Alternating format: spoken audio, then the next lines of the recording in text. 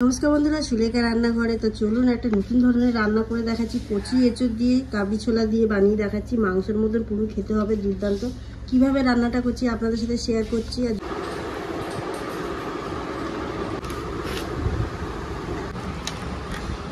দেখো কাটাও দেখালাম, এখন এটা সিদ্ধ করে বসাচ্ছি। 1 চামচ নুন দিচ্ছি, একটু হলুদ, এঁচোড় একটা সিটি মারবো, মেরে লাগিয়ে রাখবো। দেখো কচি এঁচোড় একদম একটা সিটি মেরে লাভিয়ে নিয়েছি, ভালোই সিদ্ধ হয়ে গেছে বোঝাই। প্রথম কড়াইতে তেল দিয়ে এঁচোড়টাকে ভাজার জন্য তেলটা গরম হয়ে গেছে। এবার আমি এঁচোড়টা দিয়ে দিচ্ছি।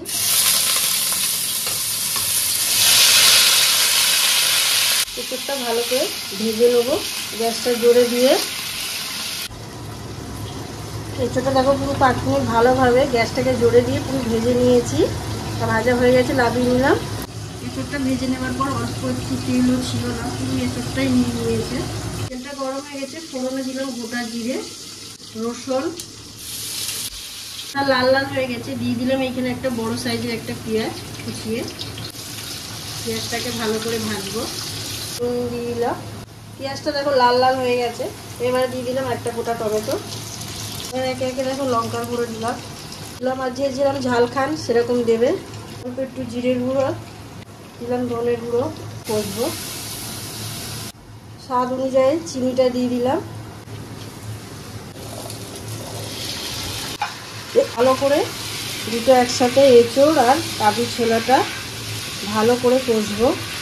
আদা বাটাটা দিয়ে দিয়েছিলাম, বলতে পারলাম না, ওটা দিয়ে কষিয়ে নিয়েছি ভালো করে। কাবলি ছোলা দিয়ে কারা কারা রান্না করে খেয়েছেন অবশ্যই কমেন্ট করে জানাবেন। আর এত সুন্দর খেতে লাগে, লুচি পরোটা যে কোনো ভাত দিয়েও খাওয়া যায়, এত সুন্দর লাগে। আপনারা অবশ্যই বাড়িতে যারা যারা ট্রাই করুন, একবার করবেন। আন্দাজ মতন জল দিয়ে দিলাম। হ্যাঁ দেখো 1.5 কাপের মতন জল লাগলো।